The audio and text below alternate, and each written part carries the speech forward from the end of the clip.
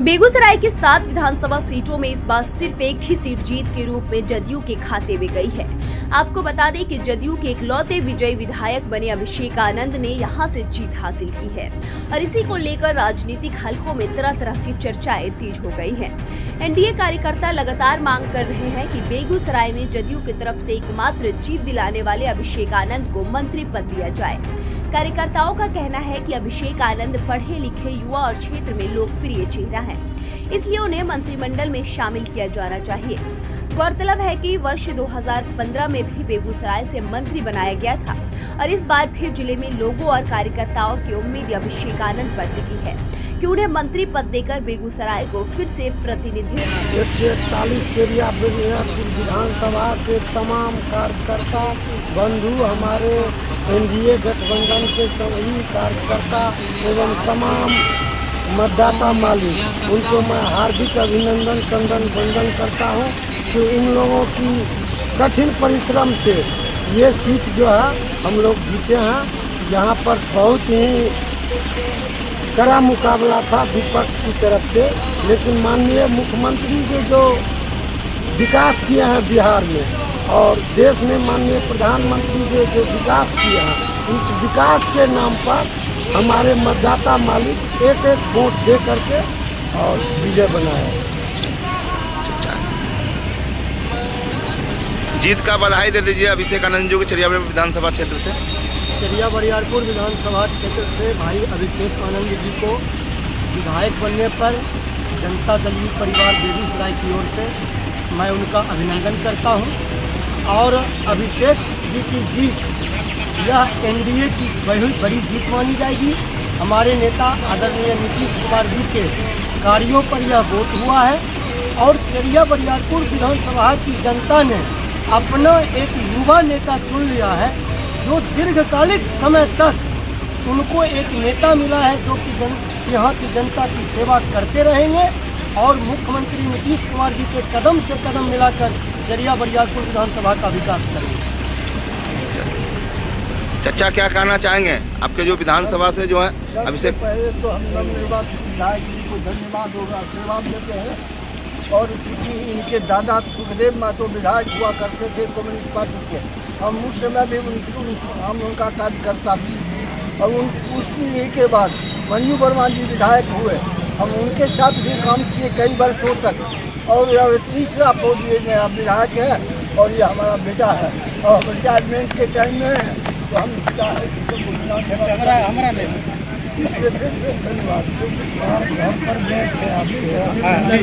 अभिषेक आनंद सहित बेगूसराय जिला के निर्वाचित सभी 5 विधायकों को हार्दिक शुभकामनाएं एवं बधाई।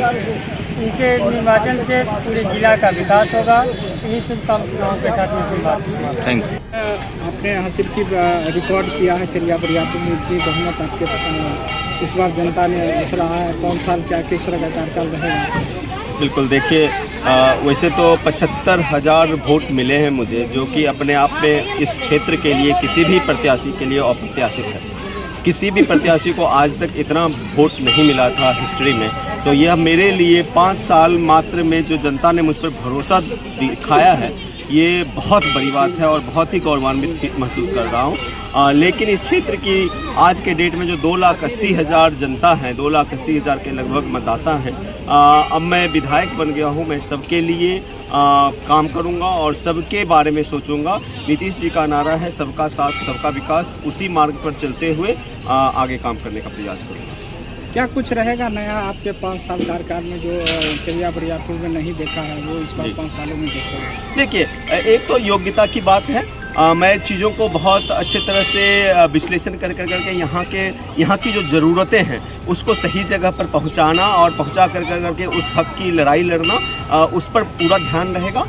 बाकी एज ए विधायक जो हमारे जनता की जो दिनचर्या में परेशानियां होती है और उनके आत्मसम्मान की रक्षा करना, उस पर बहुत ज़्यादा ध्यान रहेगा कि सबको सम्मान मिले, सबको प्यार मिले और दिन ब दिन जो परेशानियां होती है उसमें जितनी कमी ला सकूँगा वो कोशिश जारी रहेगी।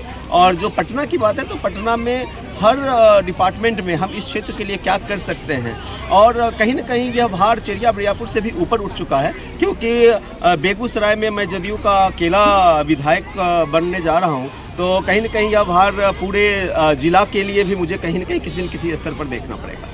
40 देशों में घूमने के बाद आप 40 दिन डोर टू डोर एक एक गांव गए हैं, कैसा महसूस हो रहा है? बहुत अच्छा लग रहा है। देखिए, बिल्कुल दो अलग अलग ध्रुव है ये। एक कॉरपोरेट लाइफ अपनी होती है, पढ़ाई की लाइफ अपनी होती है, और पब्लिक लाइफ अपनी होती है। तो भगवान ने यह सौभाग्य मुझे दिया है कि मुझे सब कुछ देखने का मौका मिला है। मैंने विदेशों में भी भ्रमण किया और गांव की गलियों में भ्रमण किया। मैं बिल्कुल सब चीज़ों को एक दूसरे से रिलेट कर पा रहा हूं। मैं देखता हूं कि किस तरह से विकसित राज्यों में, विकसित राष्ट्रों में किस तरह का काम होता है, और हमारे यहाँ क्या क्या मूलभूत छोटी से छोटी परेशानियाँ हैं उसको समझता हूँ। लेकिन संसाधन भी एक चीज़ होती है। अब हमारे पास जो संसाधन है एज ए चेरिया बरियापुर क्षेत्र के लिए और इवन फॉर राज्य के लिए, तो संसाधन सीमित होता है। उस सीमित संसाधन में कितना भरपूर प्रयोग करके उसको कितना अच्छे से अच्छे अपने क्षेत्र की जनता के लिए बढ़ोतरी बेहतरी की जा सकती है, उस पर पूरा ध्यान रहेगा। एक सवाल है कि पूरे जो चुनाव के दौरान ये देखा गया कि जो पार्टियां के शीर्ष नेता है वो आप ही पर नज़र रखे रहते हैं, और खासकर मुख्यमंत्री जो विकास पुरुष हैं, रणनीति नीति सारे उनके गुण हैं, वो भी आपकी तारीफ करते मंच पर नजर आए। और क्या लगता है कि पूरे बिहार की कहीं ना कहीं आपको जिम्मेदारी एक तरह से देने की जो सोच है उनके मन में,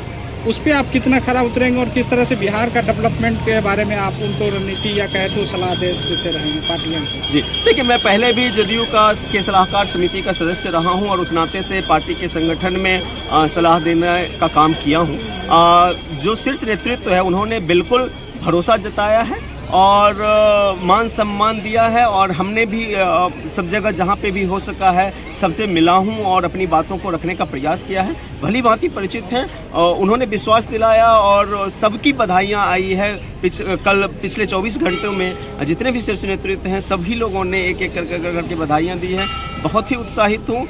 कोशिश रहेगी पूरी कि उनके भरोसे को भी बनाए रखूँ, और नीचे जो जनता मालिक ने हम पर भरोसा दिया है उस भरोसे को भी कायम। 82 से लेकर अब तक जो परिवार का आपका राजनीतिक रहा है उसमें सबसे ज़्यादा आपने करके दिखाया है।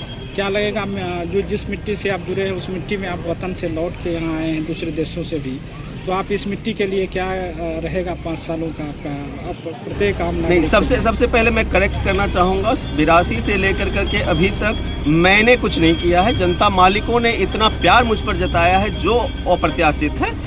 मैं अभी धूल के बराबर हूँ। मैं इस क्षेत्र से, मेरे परिवार ही नहीं, यहाँ पर रामजीवन बाबू का साम्राज्य रहा है, यहाँ पर बड़े बड़े नेता बने, इस धरती ने बड़े बड़े नेताओं को पैदा किया है।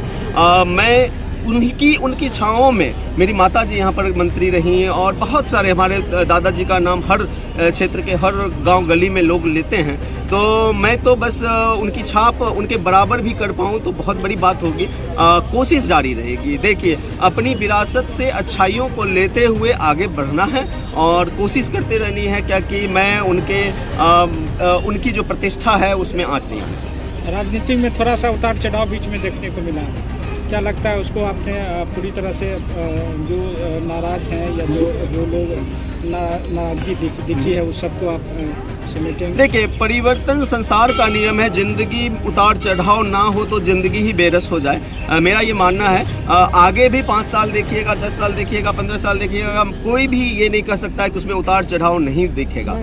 मैं बिल्कुल जानता हूँ क्या कि उतार चढ़ाव आएगा, लेकिन ये जो जनता का प्यार है, कहीं न कहीं मैं इतना भरोसा दिलाना चाहता हूँ और इतना भरोसा जीतना चाहता हूँ कि उतार में वो हमारे साथ तो हैं ही हैं, चढ़ाव में तो हमारे साथ हैं ही हैं, उतार में भी उनका अनकंडीशनल प्यार मिल पाए, इसकी कामना करूँगा और उस तरह से बॉन्डिंग बनाने का प्रयास करूँगा। पहला सीढ़ी आप पार किए हैं, क्या लगता है आगे 15-20 साल की राजनीति करता है जी? पहली सीढ़ी राजनीतिक होती है और 15 साल 20 साल लगातार राजनीतिक जाती है। देखिए, कोशिश तो हर कोई करता है और कोशिश मैं भी करूंगा और अपने ढंग से करूंगा, नए ढंग से करूंगा। विश्वास है और जनता पे भी विश्वास है, अपनी काबिलियत पे भी कहीं ना कहीं विश्वास है। लेकिन बहुत सारी चीज़ें ऐसी भी होती है जो हमारे हाथ में भी नहीं होती है, आपके हाथ में भी नहीं होती है, समय के हाथ में होती है, समय बताएगा। पार्टियां को कितना खड़ा कर पाएंगे बेगूसराय को? क्योंकि एक सीट ही मात्र जदयू जान बचा। देखिए, ये एक बहुत बड़ी जिम्मेदारी है और कहीं न कहीं मुझे ये बोलने में खेद नहीं है कि पार्टी में बहुत सारी संगठनात्मक सुधार की ज़रूरत है। उस ज़रूरत को ध्यान में रखूँगा। मैंने बहुत ही गहराई से चिंतन अध्ययन किया है। कुछ सुझाव हैं, कुछ बदलाव की भी ज़रूरत होगी, वो सारी चीज़ की जाएगी। जनता से लास्ट अपील क्या करना चाहिए? जनता मालिक है, जिस तरह से आपने विश्वास जताया है, मुझे मौका दिया है, मैं केवल एक मांग करूंगा कि थोड़ा सा पेशेंस रखिए। समय थोड़ा लग सकता है, बहुत सारी चीज़ें बहुत जल्द में नहीं हो जाती है, लेकिन सबों की इच्छा पूर्ति करने की पूरी कोशिश करूंगा।